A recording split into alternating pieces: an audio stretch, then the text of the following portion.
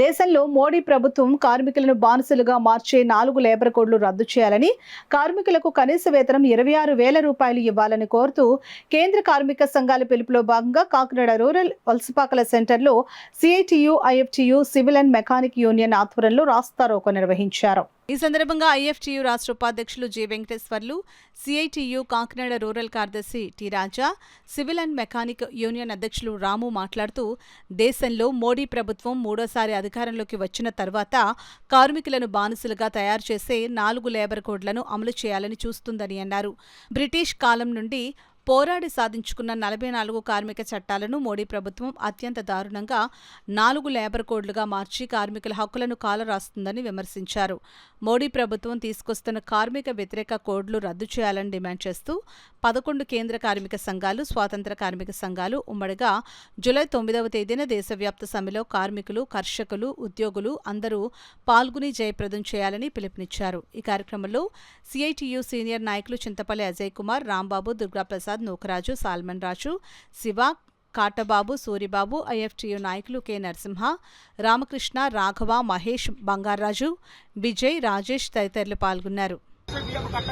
లేకపోతే కనీస వేతనం ఇవ్వకపోయినా, లేకపోతే కార్మికుడికి ఏమైనా నష్టం జరిగినప్పుడు నష్టపరిహారం ఇవ్వకపోయినా వాళ్ళ మీద కేసు పెట్టారు. కానీ ఇతర హక్కులు లేకుండా ఈరోజు తీసేస్తా ఉంది.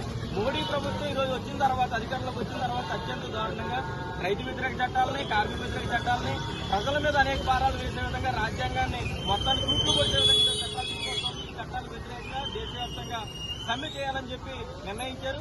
సమ్మె ఈరోజు దేశవ్యాప్తంగా జరుగుతున్న పరిస్థితుల్లో అనేక పరిస్థితులు మరి మారుతున్న పరిస్థితుల్లో ఈరోజు సమ్మెను వాయిదా వేసి జూలై 9వ తారీఖుకి, ఈరోజు మే 20వ తారీఖుని అన్ని ప్రాంతాల్లో నిరసన కార్యక్రమాలు, కార్మికులకి కనీస వేతనం, ఇతర సౌకర్యాలు కల్పించాలని చెప్పి చేస్తా ఉన్నాయి. మరోవైపు కేంద్రంలో మోడీ ప్రభుత్వం ప్రభుత్వ రంగ సంస్థలు ఎల్ఐసి, బిఎస్ఎన్ఎల్, పోస్టులు అనేక రంగాలు నమ్మేస్తా ఉంది.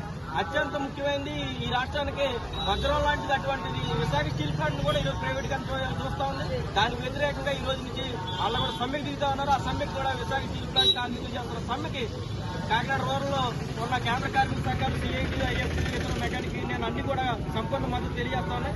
ప్రభుత్వం ఇప్పటికైనా స్పందించి ప్రభుత్వ రంగ సంస్థలను ప్రభుత్వం నడపాలి.